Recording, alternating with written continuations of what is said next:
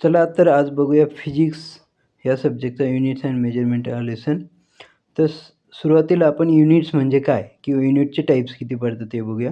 युनिटचे 2 टाईप्स आहे, fundamental quantity आणि डिराइव्हड क्वांटिटी. तर साधारणतः हे जे क्वांटिटीज आहे हे आपण कशाने मेजर करू शकतो? 4 युनिटचे टाईप्स आहेत त्यानुसार मेजर करू शकतो. ज्यामध्ये एसआय युनिट आहे, सीजीएस युनिट आहे, एमकेएस आहे आणि एफव्हीएस आहे. असे युनिटचे 4 प्रकार पडतात साधारणतः.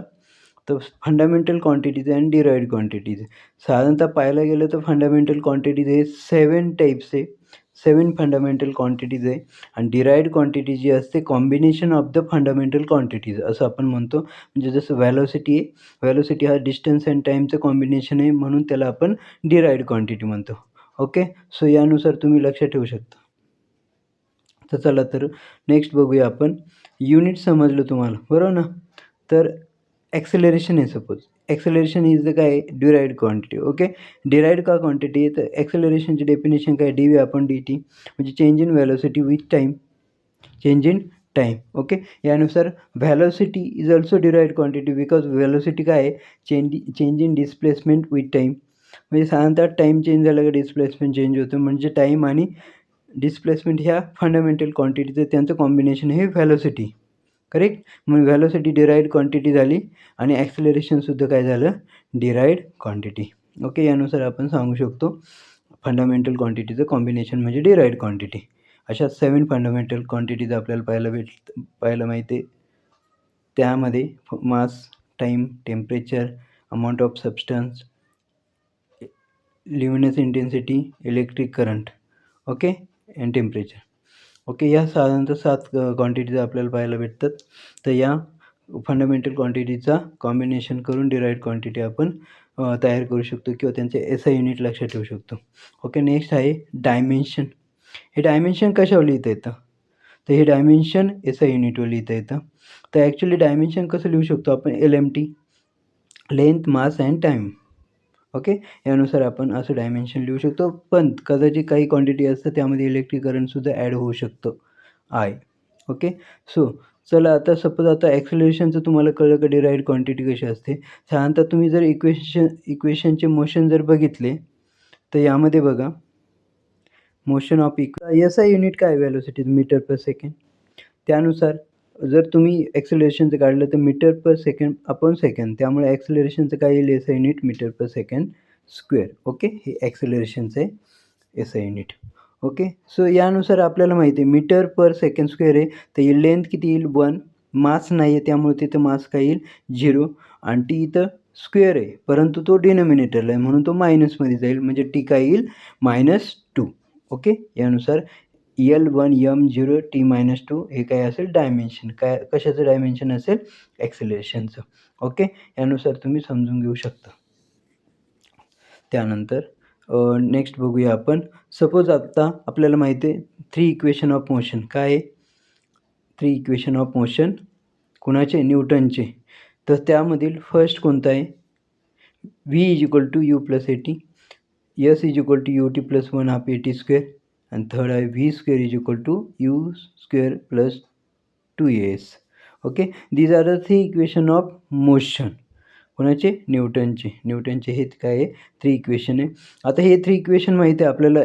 चं साईन काय इंडिकेट करतं? Both sides are same. म्हणजे LHS = RHS. जर तुम्ही हे जर प्रूव्ह करायचं असेल तर तुम्ही डायमेन्शन ॲनालिसिसचा वापर करून आपण प्रूव्ह करू शकतो.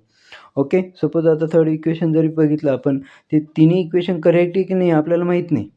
बरोबर ना? न्यूटन्सने जरी इक्वेशन सांगितले पण आपण एक्झॅक्टली आपल्याला माहीत नाही का ते इक्वेशन करेक्ट आहे की नाही. तर LHS आणि RHS हे जर प्रूव्ह केलं आपण तर आपण म्हणू शकतो की हे इक्वेशन करेक्ट आहे.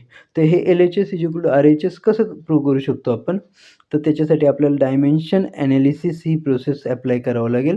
तर डायमेन्शन ॲनालिसिस प्रोसेस कशी ॲप्लाय करायची? तर दोन्ही साईडचं डायमेन्शन घ्यायचं आणि त्यानुसार आपण काय करायचं? ते सॉल्व्ह करायचं. सॉल्व्ह केल्यानंतर आपल्याला जर दोन्ही साईड सेम आल्या तर समजून घ्यायचं की डायमेन्शन ॲनालिसिसनुसार हे इक्वेशन काय आहे? करेक्ट आहे. साधारणतः जर तुम्ही पाहिलं ना ह्या टोटल फिजिक्समध्ये साधारणतः 60 क्वांटिटीच्या आसपास क्वांटिटी. कोणत्या? फंडामेंटल किंवा डिराइव्हड क्वांटिटी. ह्या 60 क्वांटिटीज जर तुम्हाला माहीत असेल ना बाळांनो तर 100% तुम्हाला पूर्णपणे फिजिक्स समजतो. फक्त त्या 60 क्वांटिटीचं तुम्हाला एसआय युनिट, डायमेन्शन, त्यानंतर त्याची कॉन्स्टंट असेल, कॉन्स्टंटची व्हॅल्यू हे सर्व लर्न पाहिजे. फिजिक्स समजण्यासाठी आपल्याला साधारणतः 60 क्वांटिटीज माहीत पाहिजे, म्हणजे मे बी जास्त असेल. चला तर नेक्स्ट बघूया. युनिट्स अँड मेजरमेंटचं नेक्स्ट कन्सेप्ट आहे एरर. तर एरर आपल्याला माहिती आहे. एरर म्हणजे एक्झॅक्टली काय मिनिंग आहे? एररचं मिनिंग काय? का ॲक्युरेसी कमी. ॲक्युरेसी का कमी तो विषय नंतरचा. कारण एरर जो आहे ॲक्युरेसी कमी आहे म्हणून एरर आला. तर तो एरर कोणत्या प्रकारचा तो माहीत नाही. पर्सनल असेल किंवा रँडम असेल किंवा इन्स्ट्रुमेंटल असेल किंवा त्यामध्ये खूप सारे सेव्हरल रिझन आहे. एक्झॅक्टली एरर येण्याचं कारण काय ते आपण आपलं टाइप्स बघतो त्यामध्ये आपल्याला कळतं. परंतु साधारणतः एरर आला म्हणजे याचा अर्थ काय आलं, त्या ठिकाणी 100% ॲक्युरेसी नाही आहे. तर ती साधारणतः ॲक्युरेसी पाहिजे असेल तर आपल्याला थोडं काय करावं लागेल, त्या दृष्टीने विचार करायला लागेल, की तो जो एरर काढायचा ते पर्सेंटेज ऑफ एरर काढायचं ते कसं काढू शकतो आपण? तर साधारणतः आपण जर जनरली आपल्या आसपास बघतो खूप सारे एक्झाम्पल असे आहे, की त्यामध्ये आपल्याला 100% ॲक्युरेसी पाहायला भेटत नाही. त्याचं रिझन काय आहे? कारण काहीतरी मॅन्युअली किंवा बाय डिफॉल्ट कोणत्याही प्रकारे आपल्याकडनं एखादे एक्सपेरिमेंटल सेटअप किंवा मे बी इन्स्ट्रुमेंटल एरर असेल किंवा ॲटमॉस्फिअर एन्व्हायर्नमेंटमुळे जो चेंजेस होतो त्यामुळे सुद्धा एरर येऊ शकतो. आणि त्यामुळे काय होतं, साधारणतः आपली ॲक्युरेसी कमी होऊन जाते. तर या सर्व गोष्टी चेक करण्यासाठी किंवा त्या ॲक्युरेसीमध्ये आपल्याला किती पर्सेंटेज एरर आहे आपला तो काढण्यासाठी आपण ही एरर ही कन्सेप्ट बघू शकतो. त्यानंतर तुम्ही जर पाहिलं तर साखर आपण देताना वेइंग मशीनवर देतो त्यावेळेस कदाचित ॲटमॉस्फिअरमुळे सुद्धा त्याचं प्लस मायनस मिलीग्राममध्ये चेंजेस पाहायला भेटतात. त्यामुळे कदाचित एरर येऊ शकतो आणि ॲक्युरेसी कमी होऊ शकते. त्यामुळे या सर्व गोष्टी पाहण्यासाठी आपण एरर ही कन्सेप्ट बघूया. सपोज आता 2 सेंटीमीटर एखादा रॉड घेतला आणि 2 सेंटीमीटर लेंथ आहे त्याची सपोज आणि ती आपण मेजर केली कोणत्याही टेपने वगैरे, तर ती भरली 1.95 सेंटीमीटर. ओके. 2 सेंटीमीटरचा रॉड आहे, परंतु आपण मेजर केला आणि तो किती भरला 1.95 सेंटीमीटर. याचा अर्थ 2 सेंटीमीटरचा रॉड असूनही जर लेंथ कमी भरली म्हणजे एरर आला. म्हणजे आपली त्या ठिकाणी ॲक्युरेसी चेंज झाली किंवा ॲक्युरेसी 100% राहिली नाही. त्याचं रिझन काही असेल. मे बी आपल्याकडनं मेजरमेंट चुकीचं केलं गेलं असेल किंवा आपल्याकडं स्केल जी असेल ती स्केल कदाचित metal scale may be change म्हणजे थोडा प्रॉब्लेम आलेला असेल, तर त्यामध्ये सेव्हरल रिझन असेल त्याच्या पाठीमागे. परंतु ॲक्युरेसी नाही आलेली याचा अर्थ काय झालं, त्या ठिकाणी एरर आला. ओके. तर तो एरर आपण कसं काढू शकतो किंवा तो त्याच्यामागे पर्सेंटेज ऑफ एरर काढायचं असेल तर कसं काढता येईल? तर पहिल्यांदा आपण काय करू, ॲक्युरेसी किती ते चेक करू. म्हणजे बघा 2 सेंटीमीटरला 1.95 सेंटीमीटर इतकं रीडिंग आलं. सपोज आता मेजरमेंट केलं त्यानुसार ॲक्युरेसी किती येईल? ते बघूया. आता त्यानुसार आपण जर ॲक्युरेसी चेक केली तर बघूया. 2 सेंटीमीटरला जर 1.95 सेंटीमीटर असेल तर 100ला किती? या पद्धतीने आपण क्रॉस मल्टिप्लाय करून कॅल्क्युलेशन करू शकतो. सोपं आहे. तर बघा सपोज आता आपण एक्स मानला, क्रॉस मल्टिप्लिकेशन केलं 100 into 1.95 divided 2. Okay. What is the value of X यानुसार काढू शकतो. 2 into X is equal to 100 into 1.95. Okay. So X is equal to 100 into 1.95 upon 2. आता 2ने डिवाइड केलं तर 50 येतं. 50 इंटू 1.95 किती येईल? ते जर कॅल्क्युलेशन केलं साधारणतः आपण तर साधारणतः किती यायला पाहिजे? तर तुम्ही बघा कॅल्क्युलेशन करून आपले पॉईंट इकडे-तिकडे सरकवण्याची जी मेथड आहे त्यानुसार ते करू शकतात. कारण पॉईंट राईटला गेला तर 10⁻⁻ पॉवर येते आणि पॉईंट लेफ्टला गेला तर 10⁻+ पॉवर येते. यानुसार आपण कॅल्क्युलेट केलं तर साधारणतः 97.5% इतकी ॲक्युरेसी आलेली. म्हणजे साधारणतः 2 सेंटीमीटर रॉड असणाऱ्याची रीडिंग घेतल्यानंतर 1.95 सेंटीमीटर इतकं आलं. तर परंतु त्यामध्ये ॲक्युरेसी जी काढली ती किती आली 97.5%. ओके. सो ही कन्सेप्ट आहे, की एरर पर्सेंटेज ऑफ एरर आपण कसं कॅल्क्युलेट करू शकतो, यानुसार काढू शकतो. म्हणजे ही ॲक्च्युली काय होती? ॲक्युरेसी होती. काय होती? ॲक्युरेसी होती. आता आपण काय करू, सपोज आता ॲक्युरेसी आहे, तर त्यातनं उरलेलं जे 100 मायनस ॲक्युरेसी म्हणजे ते काय असेल? एरर असेल. सपोज आपण काय करू आता, किती पर्सेंटेज एरर आहे? ॲक्युरेसी काढली, पण किती पर्सेंटेज एरर आहे काढण्यासाठी काय करू शकतो? किती एरर आला? 2 मायनस 1.95 करू शकतो आपण. त्यामध्ये आपल्याला कितीचा गाळा पडला म्हणजे नाही का, कितीचं पडलं तर 0.05 इतकं कमी आलं रीडिंग. सपोज 2 सेंटीमीटर मागे जर 0.05 इतका गाळा किंवा कमी आलं रीडिंग, तर 100ला किती? ओके. 2ला जर 0.05 असेल तर 100ला किती? जर ते क्रॉस मल्टिप्लिकेशन केलं तर साधारणतः मग जसं कॅल्क्युलेशन केलं, एकची व्हॅल्यू काढली तर साधारणतः आपल्याला ॲन्सर येतं 2.5%. ओके. सो म्हणजे यानुसार 2.5% एरर इतका आला. म्हणजे 2.5% एरर किंवा 97.5% ॲक्युरसी. या दोन्ही प्रकारे आपण काय करू शकतो, कोणत्याही कन्सेप्टमध्ये, रीडिंगमध्ये, एक्सपेरिमेंटमध्ये एररचं पर्सेंटेज किती आहे किंवा ॲक्युरसीचं पर्सेंटेज किती आहे असं आपण काढू शकतो. ओके. सो नेक्स्ट आहे सिग्निफिकंट फिगर्स. सिग्निफिकंट फिगर्स म्हणजे काय? तर लक्षात ठेवा, झिरो जे कन्सिडर करायचे ते बिटवीन द नॅचरल नंबर्स पाहिजे. म्हणजे साधारणतः बघा, नॅचरल नंबर म्हणजे कोणते? म्हणजे पुढे असणारे झिरो पण कॅल्क्युलेट होत नाही, मागे असणारे झिरो पण कॅल्क्युलेट होत नाही, पण 2 नॅचरल नंबरमध्ये जर झिरो असेल तर ते कॅल्क्युलेट होतं. एक्झाम्पल आपण जर घेतलं, आता इथे एक एक्झाम्पल दिलेलं आहे. 2 नॅचरल नंबरच्या बिटवीन झिरो आहे, ते दोन्ही काउंटेबल आहे. म्हणजे याचा अर्थ सिग्निफिकंट फिगर्स किती होईल ते? साधारणतः 4 significant figures. Okay. So next जर एखादा क्वेश्चन घेतला, त्यानंतर झिरो काउंटेबल नाही. कधी? जर ते लास्टला असेल, भले पॉईंट नंतर नॅचरल नंबर असेल, त्यानंतर झिरो असेल, ते काउंटेबल नाही. म्हणजे याची सिग्निफिकंट फिगर्स जर कन्सिडर केली फक्त 2 भरेल. सपोज खूप सारे झिरो असेल, त्यानंतर पॉईंटनंतर नॅचरल नंबर असेल, ते झिरो पण काउंटेबल नाही, कारण पॉईंटच्या अगोदर फक्त एकच झिरो येतो. त्यामुळे ते झिरो पण काउंटेबल नाही. म्हणजे फ्रंटला असणारे झिरो काउंटेबल नसतं, लास्टला असणारे झिरो पण काउंटेबल नसतात. ते सिग्निफिकंट फिगर्समध्ये कन्सिडर करत नाही आपण. चला, तर आपण आता असं करू, एखादं अजून एक्झाम्पल बघू. 2000 आहे. 2000 kg इतकं वेट आहे सपोज, आणि हे 2 नंतरचे जे 3 झिरो आहे ते काउंटेबल आहे की नाही? ते जर पाहिजे असेल तर ते काउंटेबल नाही आहे. त्याचं रिझन काय आहे? कारण 2 ×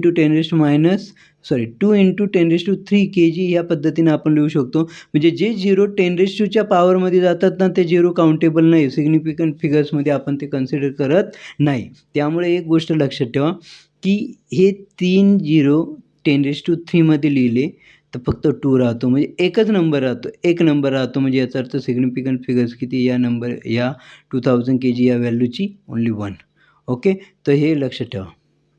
तर या ठिकाणी काय आहे, हे 10⁻³ काउंटेबल नसल्याकारणाने सिग्निफिकंट फिगर्स फक्त आपण 1 पकडू शकतो. म्हणजे याचा अर्थ तोच विषय आला, की कोणताही नंबर्स हा नॅचरल नंबरमध्ये असणारा झिरो जर असेल, तो झिरो काउंटेबल आहे, परंतु नॅचरल नंबरच्या आफ्टर, नॅचरल नंबरच्या बिफोरवाले झिरो काउंटेबल नाही आहे. सपोज आता अजून एक एक्झाम्पल घेतलं. सपोज आपण बघा, हे किती आहे? 2 लाख. ओके. 20 लाख 5 ही कन्सेप्ट आहे. सपोज 2 and 5 मध्ये किती झिरो आहे? 4 झिरो आहे.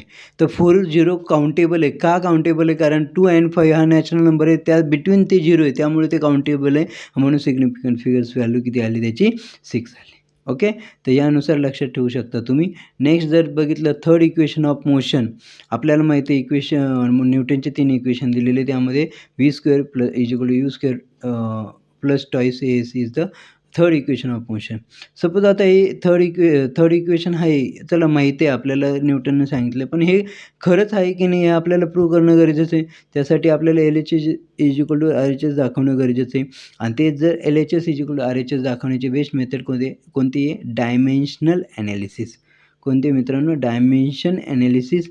या मेथडनुसार तुम्ही third equation of motion prove करू शकता.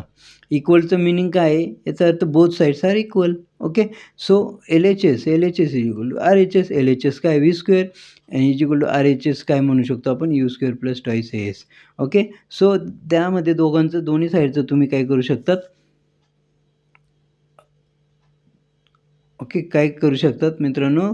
तर दोन्ही साईडचे SI नीट लिहून डायमेन्शन घेऊ शकता. डायमेन्शन घेतल्यानंतर तुम्ही काय करू शकतात?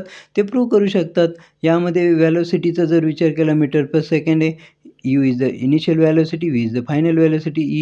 यूचं सुद्धा मीटर पर सेकंड येईल. त्यानंतर टू कॉन्स्टंट आहे, स्केलर क्वांटिटी आहे. ॲक्सेलरेशनचं मीटर पर सेकंड स्क्वेअर आहे. एस इज द डिस्प्लेसमेंटचं काय येतं, मीटर. लेंथ येतं ना, म्हणजे मीटर येतं, metre into metre square. So V square असल्यामुळे त्याचा स्क्वेअर केला, यूचा स्क्वेअर असल्यामुळे त्याचा स्क्वेअर केला. मीटर अपॉन सेकंड याचा ब्रॅकेट स्क्वेअर आपण बाहेर स्क्वेअर काढला. त्यानुसार जर या ठिकाणी सेकंड स्टेपमध्ये पाहिलं तर आपण metre upon second bracket square जो आहे त्यामध्ये काय करू शकतो, स्क्वेअर रूट जर घेतलं metre per second is equal to काय येईल, तिकडचे सुद्धा स्क्वेअर निघून जाणार. त्यानुसार metre per second plus 2 into metre per second अशी टर्म येणार. साहजिकच ते मीटर पर सेकंड हे कॉमन काढू शकतो त्या ठिकाणी. LHS मीटर पर सेकंड आहे, तर RHS सुद्धा काय येईल, मीटर पर सेकंड कॉमन काढला तर आतमध्ये काय राहील, 1 प्लस √2. ओके. सो √2 का आला, कारण स्क्वेअर रूट करताना 2चा √2 झालेला. ओके. सो 1 प्लस √2 ही स्केलर क्वांटिटी, आणि स्केलर क्वांटिटी डायमेन्शनमध्ये कन्सिडर केली जात नाही, त्यामुळे ती स्केलर म्हणजे कॉन्स्टंट पकडला जातो. त्यानुसार या LHSला काय मीटर पर सेकंड, RHSला मीटर पर सेकंड, आणि ही स्केलर क्वांटिटी असल्यामुळे कन्सिडर न केल्यामुळे LHS is equal to RHS झालेलं. ओके. यानुसार आपण काय म्हणू शकतो, थर्ड इक्वेशन ऑफ मोशन काय झालं, प्रूव्ह झालं. म्हणजे याचा अर्थ LHS is equal to RHS, V square is